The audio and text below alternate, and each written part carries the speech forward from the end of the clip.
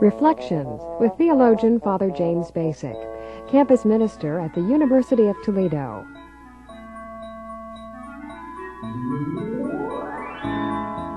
We see in there as a consistently developing notion within the Catholic Church that we have to be involved in social questions, that we have to speak out gospel values in the social, economic, political order.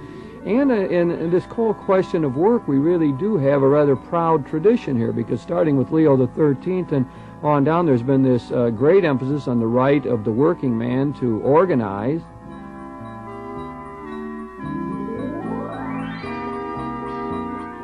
Joining Father Bacik in today's Reflections is Father Dan Ring, the pastor of St. Ignatius Parish in Oregon.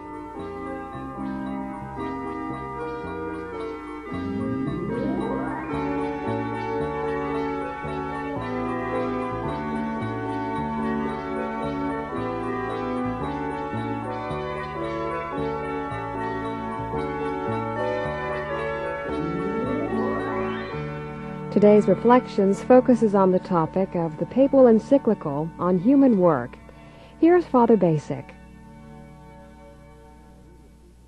Dan, I really appreciate you coming down here. I notice you're out of breath. You've just run in here, and I think what I'm going to let you do is just be quiet for a minute and talk for a while, and so that you won't really have to say anything for a while, and you can catch your breath. And that's really not too hard for me to do, really, because I tend to ramble on anyway. But so that what I want to, I'm recalling now how you and I have really worked together in the past. One of the reasons I've asked you to be on the program with me is because I've always found you to be a really insightful person and very in tune with the current scene. And I remember when we worked together in the Association for Toledo Priests. We were both officers in that organization, and I recall then being so impressed with your political acumen, and I certainly learned a lot from you at that time, and so I appreciate a lot you coming on the program with me now.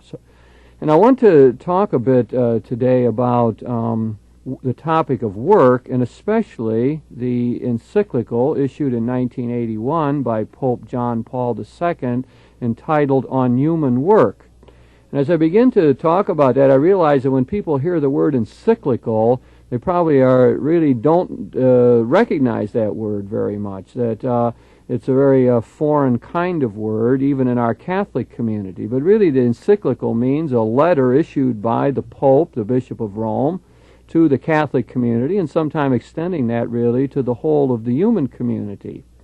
And encyclicals, I'm afraid, are something that people really have not caught on to. They're often seem to be placed into a zone of silence, and people never hear about all of that. And the truth of the matter is that we really have a long and strong tradition of great social encyclicals, going all the way back to Rerum Novarum of Leo XIII in 1891, and then we have Quadragesimo Anno in 1931 by Pius XI, and then Mater et Magistra 20 years after that by Pope John the 23rd. And so we really throughout this century we have a great body of Catholic social doctrine that really we need to keep in mind and try to keep before not only our Catholic population, but our country as a whole, because I think there's something really important there that we need to grab onto. Pope John Paul II, in issuing his encyclical on human labor, was really not working in a vacuum at all, but is really standing on the shoulders of other people, although many would say that it is a radical document and that it indeed has broken new ground. I might just point out here some of the chapter headings, and he begins in the first part, the introduction, talking about the fact that of Rerum Novarum, and the 90th anniversary of that is when he wanted to issue this particular encyclical. And then the second part talks about work and man, does some scriptural background and so on. And then the third part is conflict between labor and capital in the present phase of history. And I suppose in there we find some of the more controversial issues. Part 4, the rights of workers, and the fifth part, elements for spirituality of work. Well, that one of the problems with papal encyclicals, I think, is that they're often very dull. and the language is terrible, and even reading those chapter headings probably doesn't move people too much. So we got to start to locate it, I think, in our real questions today. And I'm thinking of the real unemployment problems that we have in the United States now. What is it, 10 million people unemployed? Did I read a statistic that said something like 30 million people would be touched by unemployment in 1982? Sure, with all the families of those people. Yeah. It's going to be, I would think, up to 45 million people who actually are suffering because of no work, no meaningful income, and probably more important, one of the things the Pope talks about is some meaningful expression of human personality. The man or woman without that tends to lose a sense of who they are over a period of time. The great problems connected with being unemployed, great psychic kind of problems. So the figures often mask the reality. I think, first of all, even the percentages we hear are based on those who are looking for work actively, and it doesn't often include those who have ceased trying entirely. So it's probably a more difficult situation than the statistics originally suggest, but then there is the human question. I mean, to talk to somebody who is unemployed and is really fighting this. Do you have many people in your own parish like that? Very interesting situation that sometimes I don't hear of a person being unemployed for 4 or 5 months because they themselves keep it quiet. Their families keep it quiet. There are resources today for unemployed people with subpay and some of the things that have been set up in our country to secure those who don't have work. But there's a kind of a shame connected with it, too. And they don't tell me until it becomes sort of everybody in the family knows. Then the pastor can know. And the pastor finds out. What you were saying there was that there is really another side to this. I know a woman was telling me the other day about her husband collecting for many months 95% of his pay and even receiving a large extra check. That made the news. I think it was on national news. A check that really was unwarranted based on the help that the government had given and so on. So, I mean, I know people hearing about the problems, tend to wonder really if there's that much suffering. But I think the new reality is that the middle class in the United States is finding out more and more what it means to be on the verge of poverty in a way, that they're worried about their situation. Someone was telling me the other day about the affluent poor, that is people who have all kinds of things, but they owe so much on it that they really are psychologically bothered by these great debts they have. It's a constant plague in their minds, how to pay off the debts they've incurred and then to keep the food on the table. It's Dan, I think that we turn our attention to the question of the encyclical and some of the major points that it makes here, and maybe we discuss those. One is clearly the primacy of work. This is a real breakthrough, and the Pope really makes a big thing out of the fact that we are workers and that we actualize ourselves through our work, that's the way we develop our creativity and make a contribution to the world and feel good about ourselves. I suppose common sense terms, it means, when you get that paycheck, there's a sense of pride in that. And also that people who do have meaningful work find very often that, it brings forth their creativity, breaks them out of their own selfishness, gives them a sense of solidarity with other people and so on. So he's presenting an ideal picture here of what work ought to be. And I think that many people, when they hear talk like that, say, well, like, where's he? Put him on an assembly line for a while and find out what it's really like. In other words, many people don't experience their work to be all that thrilling. But I think that the Pope is speaking idealistically here. I wonder where that intersects with our mindset. I think in some Christian communities there's been a de-emphasis on work, probably because there is less meaning in it and more emphasis on personal relationships and internal growth and maturity, as if, the common phrase, well, your life is not your work. And this seems to confront that idea and suggest some analysis. Yeah, what do you make of that? That's an interesting point. I find that fascinating in light of the fact that, there's so much emphasis on self-actualization in other ways. I remember Sidney Harris in The Blade saying not so long ago that the best way to judge a person is, in the long run, over their history, by their work, because that's when they're using most of their personal tools at their best. When you go home, you become just more your normal, casual self, and some of the idiosyncrasies break through. He said in the historical sense, what a man does or a woman does in her lifetime is often judged by the workplace, and the contribution they make there is important.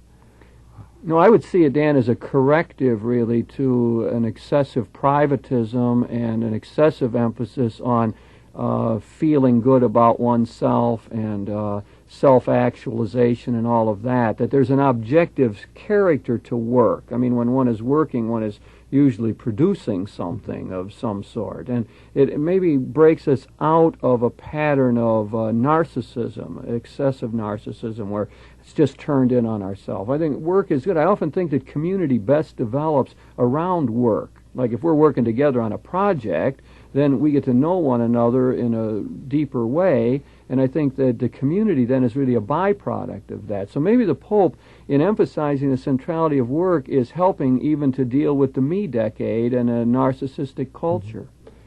And I think, too, that there is, in our society, a criteria of value that's placed on money and what we would call capital. And even the middle class, lower middle class, judge themselves by how much their paycheck is, how much money they have in the bank, whether their investments are working out, and not by the quality of their daily effort that achieves some internal goal. I think it's a corrective to that, too, because we certainly are not measured by our money or our wealth. Although that's the common way of thinking of it, yeah. Again, the Pope would be putting forth, I guess, what we would call a deeper analysis of what human life is really all about. There really is an important, what I call anthropology contained in this, a whole understanding of what it means to be human, which really is at the center a lot of what Pope John Paul II says in all of his addresses. He did his, I think his doctoral dissertation is published as The Acting Person, and he really was interested in analyzing human nature and seeing human existence. There's many people who say that analysis is very deficient, and that's why he ends up giving forth positions that they're not thrilled about. But he is very personalist in his language, at least. It always surprises me that he has that direction, him coming out of a country that I guess I would assume is communist and therefore backward, that he had an education that was well up with other European thinkers of the time, and that he brings that to bear on the church now, on the world. Yes. It's a surprise. Yes, it is surprising, although again I think there's another side to it. Some people claim that he really isn't that conversant with modern thought as one might think by his language. That's one of the criticisms one often hears. But you can let that go for a minute. You brought up the thing of Poland and the background and the Marxist training he had. It takes me to a second theme that I would find in this encyclical of the Pope, and that is the priority of labor over capital. That's consistently throughout the whole of the encyclical, there's that principle stated, that it's the person first before the capital. And he talks about capital as being accumulated labor. It sounds very much like a lot of what Karl Marx has said in the past. And that the worker really is primary, and that the factory equipment there is only there because some people work to make it. And the capital money is there to be invested only because someone has earned it somehow. So that, but what he keeps saying is if you make that primary, the capital, the factory, the industry itself, then human beings are going to suffer. And he wants to make this radical reversal of that and say, no, people are more important than the things. The worker is more important than the factory.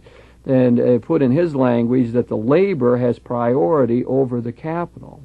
So this feeling that people can become just cogs in a wheel, which is a machine image, is precisely what he's trying to move against. I think that he sees a lot of dehumanization going on in the modern industrial world, something that, of course, other thinkers have seen, and Marx being the primary one. And so I think he really does pick that up from Marx, and not unusual living in a communist country. Of course, as we see, he wants to move way beyond that. And but I think we see that as the basis of the critique that he makes of the economic systems in which we live today. So often the dignity of the person involves, in our Western context, certain rights. Seems to me he's taking it a little bit further and talking about very day-to-day kinds of issues that have to do with embellishing that dignity and actually letting it happen. Yes, one of those rights, of course, would be the right to organize and to form the labor unions, which was a great part of the Church's social teaching all along. But I think, as you suggest, he really moves beyond that and is thinking about the very dignity of the human being in the very workaday world.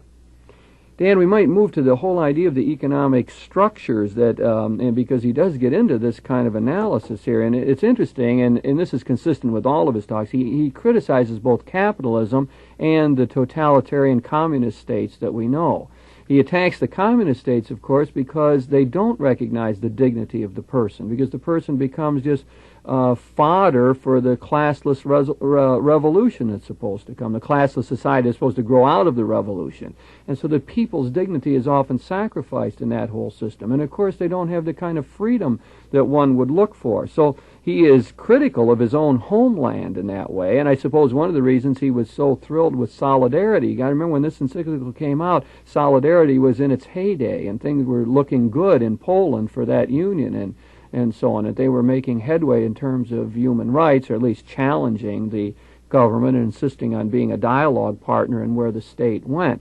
So he is very critical of the communist systems, and I think also of that whole idea of the centralization of the means of production. He's not after centralization. We'll have to talk more about that later on.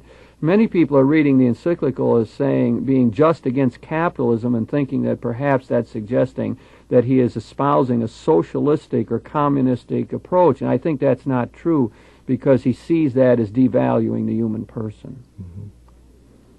When, the other side of this critique then, Dan, is the one of rigid capitalism. And I think that he sees there the problem is that capital is put before labor. It's given priority. There's an interesting idea in there that private property is not an absolute right. Of course, the Catholic Church has defended the right of private property, especially in its dialogue against communism, which wanted to deny that. But the Pope makes it clear that for him it's not an absolute right at all, but that indeed the property of the world, the goods of the world, are for the common good. So there's a great emphasis on the common weal here in the Pope's encyclical, that everything we're supposed to be doing, the way society is organized, is for the good of the whole people and not just for a few. I think you can see a lot of criticisms in here of a laissez-faire attitude, or a system where a few would be very rich, have 14 rich families, and everyone else living in poverty. Very much a great criticism of that. Takes us back to some of the fathers of the church, where they talked about when someone lacks the essentials of life and someone with that essential passes it over, it's not that the person who passed it owned it. The poor person really, by God's law, owns it in the beginning. What was it? I'm thinking, flashing on saying one of the fathers, when you have an extra coat in your closet, then some poor person is being denied. I don't remember the exact quote, but it had that sense that the goods of the world, in a sense, actually owns it. Yes, that the poor person actually owns it, has the right to it. And so he's drawing on a large heritage again here. I think when we talk in our language, American language, of stewardship, which I think is a Catholic and Protestant term, more out of the Protestant tradition, it's stewarding the goods of the earth that God gave and placed us people in it, and it's really meant for us to distribute them so no one is without essentials. I guess if we're looking at these criticisms of both rigid capitalism, as he sees it, and state kind of totalitarian governments, as we know in the communist world, what is he offering in its place? And I don't think that he gives us really a concrete answer to that, but I see at least a couple guidelines in this. One is the idea that the government needs to have a planned economy. In other words, he's very much against a total free market. He thinks that one of the roles of government is to plan the economy, that governments around the world, that we are interdependent as nations, and we have to plan the economy. Because when we don't plan, poor people have no advocates, and they are marginalized, and we have no way of redressing grievances and so on. But that doesn't mean he wants a centralized approach to it. What he's saying here is that you have to plan, but that has to be balanced with the principle of subsidiarity, which has been a great part of Catholic social teaching. That is, that it's always the smaller, more local unit that ought to solve problems rather than the larger unit if it can be done at the local level. Our own bishops have been talking for maybe 10, 15 years about a policy in regard to unemployment, that to set a goal nationally would be a very helpful thing, so that we make decisions in regard to maybe how we allow people to move from one part of the country to the other. We'd make those decisions not on the basis simply of more profit, but workers, their ability to work. and considering their rights in this, all of this, and their own dignity. So yes, I think that's a good point to bring out about our American bishops have spoken out on these kinds of economic questions as well, and that's probably a well-kept secret as well, as you suggested earlier. Just as the fact that the social teaching of the Church is not well known. When the Church speaks out on birth control, or the Pope says something about sexual morality, it seems to make the headlines. But otherwise, it doesn't make a really big impact. Dan, the other side of his positive suggestion, as I see it, would be something I might call participatory democracy, or the right of workers to be involved in the whole process. He talks about co-ownership as being a good thing. I just heard in the news the other day where a big steel company someplace was giving the workers the right to buy the mill and try to run it themselves, and they were getting all excited about it, and they were saying, boy, we're already seeing greater productivity now, and the workers are working extra hours and so on, because in one guy they interviewed, they said, well, it's ours now. It makes a difference. Whether this will really fly, I don't know, but it was a news item recently, and so he's after that kind of thing. In our present system, it just becomes very difficult in America to let that happen because it's based on free enterprise.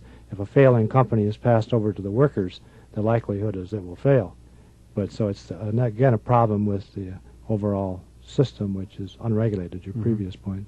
Other parts of this participatory democracy would relate to shared decision-making, so that even if there isn't co-ownership, that the workers would have a lot of say on how things are run. Again, that's a very wise, humane principle, isn't it? That when people have input into the decision and have some sense that they are in control of their destiny at work, then they're probably going to produce better. They're probably going to try to take more seriously their job and try to produce a better product. I think a lot of strides, we're starting to learn this.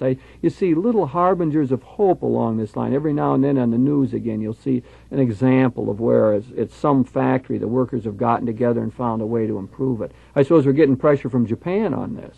We can probably learn something from their techniques, as is happening in Detroit, I think. Yes, of course they say that the Japanese economy and culture is so different that perhaps all of it wouldn't work here, but I think that some of the things that have happened with the automobile companies, just as a layman, it does seem good to me when you hear about them cooperating and rather than having just an adversarial relationship. One of the interesting things in our country is that workers have great power in corporations through their pension funds. A huge amount of money from labor unions exists, and they own in their pension funds, and they'll, for example, purchase the corporate headquarters of the corporation. It becomes a very close relationship to the point that the participation sometimes in labor unions is almost pro-corporation, and in the long run, not for the men. We have another kind of problem over in this country, I think, as our labor unions have evolved, of co-opting and not pushing for shared responsibility, real democratic presence in labor unions. You hear that criticism a lot. And it brings up the idea that we ought to throw out some critiques of this encyclical as well, because not everyone has seen it as a great document. One thing, the women are very upset because of the sexist language in it. And very often women's role in the work site is not really recognized. It's sort of shown that they ought to be in the home and taking care of children, and it's sort of a concession that somehow they would be out in the working world. I don't know if you've heard that criticism from any women, or you can see it in there, though. I've read it yes. and noticed it isn't not there. Yeah, so the language is one. I think that some people would say it's unrealistic, that indeed it won't work, that he doesn't offer a clear alternative to what we have, and I tend to agree with that, but he's speaking in some generalities and giving us principles. But wouldn't it be great to have a model society to point to and say, hey, here's what the Pope's talking about, here's how it's supposed to work, but I'm not sure we got anything like that in the world. As third world countries evolve, though, to have some visionary statement over against simply capitalism or communism, I think is a worthwhile thing. And he's speaking to the whole world, in a sense. Dan, I think it was 100 years ago that they had the first Labor Day parade. It gives us some sense of this whole century in which we've lived, in which the laboring man has tried to gradually assert rights and gain a proper position. We've seen all kinds of strides made, and now it seems as though we're moving into a new era when new types of problems are emerging and our economy's in trouble in different ways. And really the Christian churches need to have something to say about that. We can't just stand on the sidelines. And Pope John Paul II, in his encyclical on human work, has given us something to think about here. The secular press has made some comment on it, and people are continuing to discuss it, and perhaps there's things that we can build on here. And I think that open discussion of that is great, and I'd love it if the Catholic people would sort of pick it up and criticize it and take the good ideas, but get involved in the conversation on this really important question of human work. You've been listening to Reflections with your host, theologian Father James Bacik, campus minister at the University of Toledo.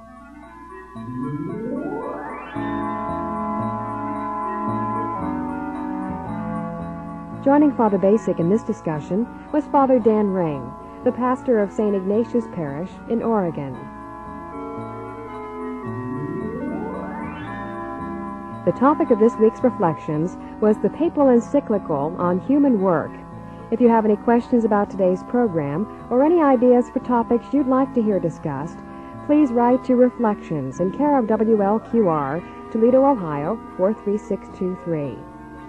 Produced in the studios of WLQR, Reflections is directed by Mary Beth Kirchner.